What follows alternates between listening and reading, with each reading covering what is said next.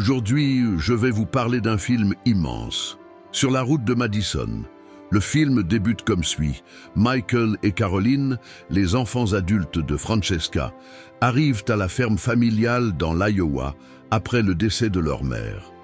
Ils découvrent avec stupéfaction qu'elle a souhaité être incinérée et non enterrée auprès de leur père. Mieux encore, elle veut que ses cendres soient dispersées depuis le pont de Roseman. Un souhait qui intrigue profondément ses enfants.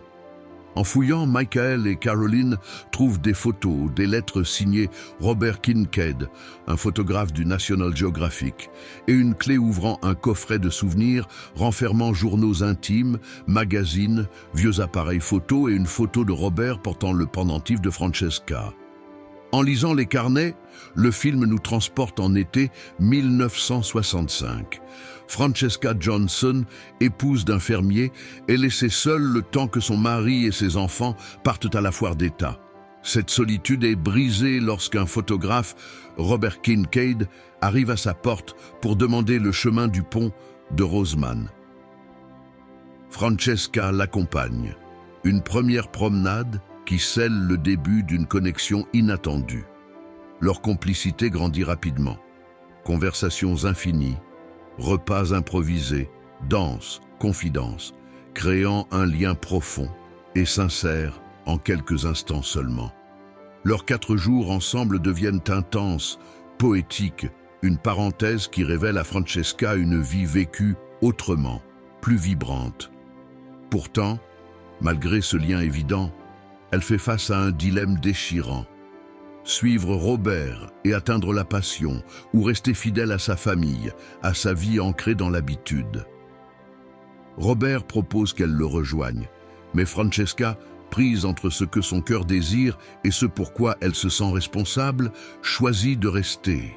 Elle renonce à l'amour pour ne pas abandonner ses enfants. C'est la fin de leur parenthèse amoureuse de 4 jours. Robert et Francesca viennent de vivre des moments intenses, où chaque regard et chaque silence ont fait sens. Puis survient ce moment suspendu dans le temps. Francesca, assise dans la voiture avec son mari, est arrêtée à un feu rouge.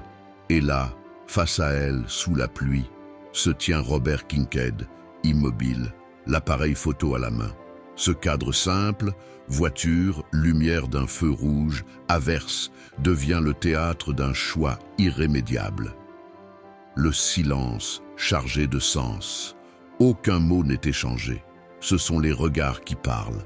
Celui de Francesca est traversé par le regret, le désir, la douleur et la résignation. Elle regarde Robert avec intensité, comme pour extraire de cet instant tout ce qui a été vécu, tout ce qui ne pourra jamais être. Il, de son côté, incarne la résignation, la douleur noble de celui qu'on aime et qu'on perd, sans drame visible, mais avec une émotion palpable. Ils restèrent 20 secondes à l'intersection. Il était seulement à 30 mètres d'elle. Elle pouvait encore le faire, sortir, courir jusqu'à la portière droite de la camionnette d'Harry et grimper.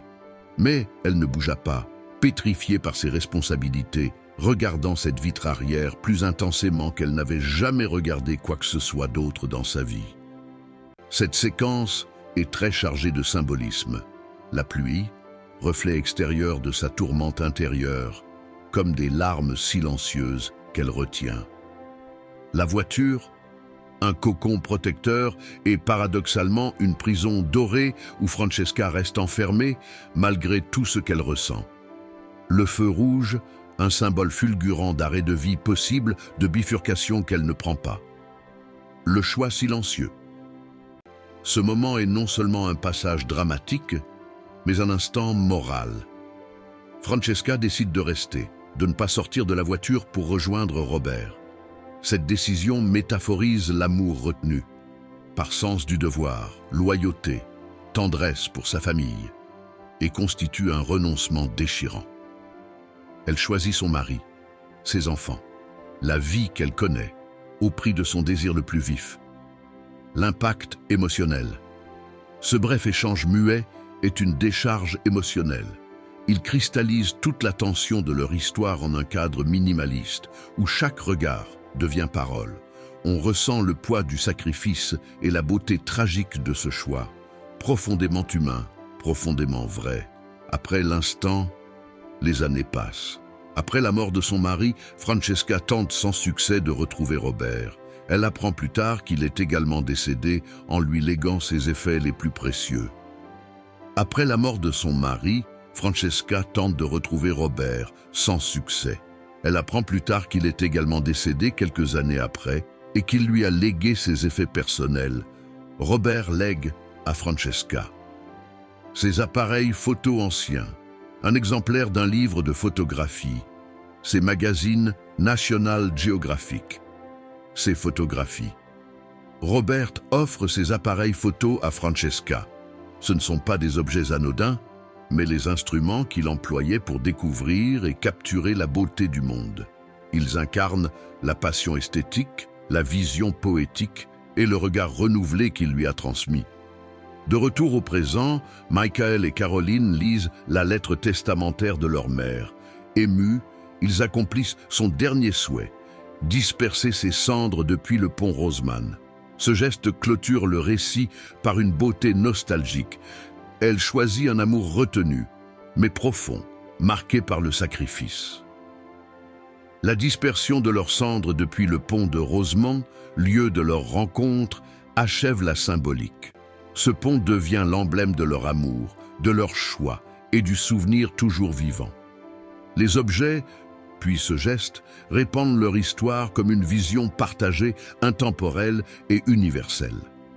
Sur la route de Madison n'est pas qu'un drame romantique, c'est une méditation sur les choix que l'on fait, ceux qu'on ne fait pas, et la mémoire qui fait perdurer l'essence d'un amour.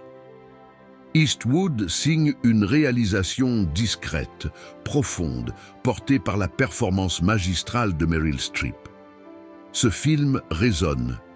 Il nous rappelle que certains instants révèlent notre vérité, même s'ils ne durent qu'un souffle. À présent, place à vous. Si vous étiez à la place de Francesca, qu'auriez-vous fait? Est-ce qu'un instant de passion peut suffire à nourrir une vie entière, où seul un amour construit et durable en est digne? Et le souvenir, peut-on vivre par la beauté d'un seul instant sublimé? Ce sont vos ponts non franchis, vos possibles abandonnés. À travers ces questions, le film devient dialogue, un dialogue intime entre vous et votre propre vie. Merci de liker, partager et vous abonner à ma chaîne.